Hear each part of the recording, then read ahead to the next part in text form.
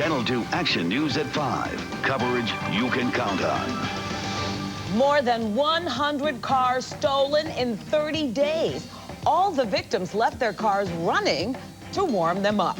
But first, breaking news, a Henry County grand jury just has come back with several indictments in the murder of 11-year-old Joella Reeves. Good afternoon, I'm Monica Kaufman. And I'm John Pruitt. The 11-year-old girl was found beaten inside her home last December. Several school officials were fired or resigned for not reporting abuse to police. Let's go right to Alan Wong, who has the latest on this breaking story. Alan. Well, John, it was no surprise that the parents of Joella Reeves, Rodney and Charlotte Reeves, were indicted for murder, but 2 Eagles Landing employees were also indicted. School counselor Patricia White and school nurse Carolyn Clemens are being charged with failure to report child abuse. Also, a local doctor, Catherine Maurer, is being charged with failure to report child abuse. She examined Joella in October and allegedly failed to report signs of abuse that she had already documented. Also, the grand jury considered indicting another school employee, Calandra Taylor, a social worker. However, she was not indicted. Hers was a no bill because they decided, the DA says, that she did not see that child. We'll have a whole lot more for you. We're putting together a full report for you tonight at 6 o'clock. I'm Alan Wong reporting live in Henry County, Channel 2 Action News. Well, thank you, Alan. Now to tonight's other top story. DeKalb police held a news conference late this afternoon to warn motorists thefts appear to be happening all over the county, and the thieves are teenagers. Channel 2's Ross Cavett live in DeKalb County with more. Ross. Hi, John. Police tell us that many of the car thefts happen in neighborhoods like this one, very apartment heavy. They're also very stunned when they tabulated up the last 30 days and realized here in DeKalb County alone they worked 100 car thefts. They also came up with one common denominator among many of them. The fact on a very cold morning, a lot of people like to get inside their vehicles, crank them up, turn on the heater, then simply leave them running. Karen Clark is one of those who likes a warm car on a frigid morning. They'll leave it running for about 20 minutes or 10 minutes when I'm getting dressed.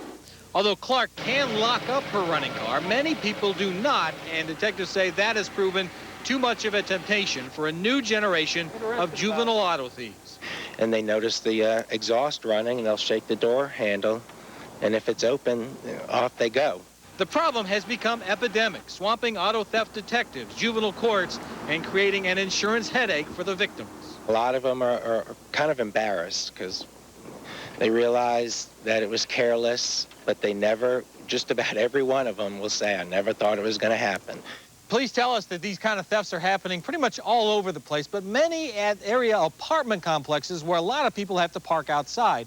And it's not just happening by coincidence either. Detectives have learned this has become a hot topic in area schools. It's decriminalized because the car's unlocked, it's running, the keys are in it, no one's watching it, and they've heard of other people doing it. I really think we've got such a problem now because the word has spread throughout the high schools and amongst the teenagers all over the county and the metro area. I'd probably sit with my car and warm it up. That's probably the best advice anybody could get. Why is this happening so much all of a sudden? Well, you know pop culture. You may have heard of the movie Fast and Furious, the video game Grand Theft Auto that's kind of glorifying this kind of thing. Police say that's going a long way to what teenagers are thinking. Here in DeKalb, they made 12 arrests in this rash of car thefts, most of them kids between the ages of 12 and 17, and most have never been in trouble before. Live in Stone Mountain, Ross Cavett, Channel 2 Action News. Investigators say a fire that killed a 9-year-old boy and his mother appears to be an accident. Jared Lindsay and his mother Gwen died when fire ripped through their home this morning on Hogan Road in the city of East Point. Channel 2's Jovita Moore is live on the scene with the story. Monica, the husband and father, Larry Lindsay, was overcome with emotion, as you can imagine, according to neighbors and friends, when he arrived here early this morning to see his house engulfed in flames, knowing that his wife and son were inside. At this hour, investigators still trying to determine exactly what caused this tragedy. East Point firefighters spent hours combing through what was left of the Lindsay family's home. Sometime before 2 o'clock Thursday morning, the house went up in flames. 49-year-old Gwendolyn Lindsay was found in her bedroom suffering from smoke inhalation. She was taken to South Fulton Hospital where she died. Her 9-year-old son Jared was found dead in his bedroom. Firefighters say the roof above the boy's room collapsed from the flames. It's a terrible loss. Loss of life. Monty Lindsay drove in the early morning hours from Columbus after getting a call from his distraught brother. Larry Lindsay was not home at the time of the fire. Neighbors say he arrived to find the devastation that killed his family. Tragedy in the family, you know. First thing you think is, you know, how could this happen? It's the worst thing you can imagine. Late Thursday, Carmelita Clark and her children left flowers for the Lindsay family. Her 9-year-old son Rashad was a friend of Jared's. He was my son's classmate, and I actually went on a field trip with him, and he was in my little group, and he was just a sweet, gentle little boy. And I just wanted to let the family know that, you know, my thoughts and prayers are with them.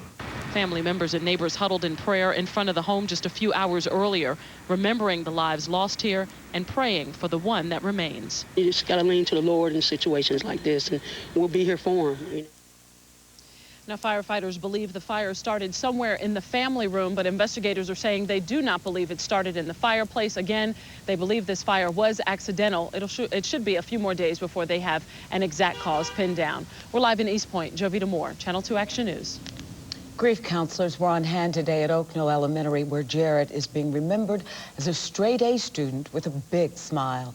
The 9-year-old was in the 3rd grade at the school. When his classmates arrived this morning, they were allowed to share their memories of their friend. Some children didn't quite understand what happened. Some of the children did ask, was he coming to school tomorrow? So although they were talking about it, the understanding still wasn't there that yes, death is very final. Family members tell us Jared was an only child.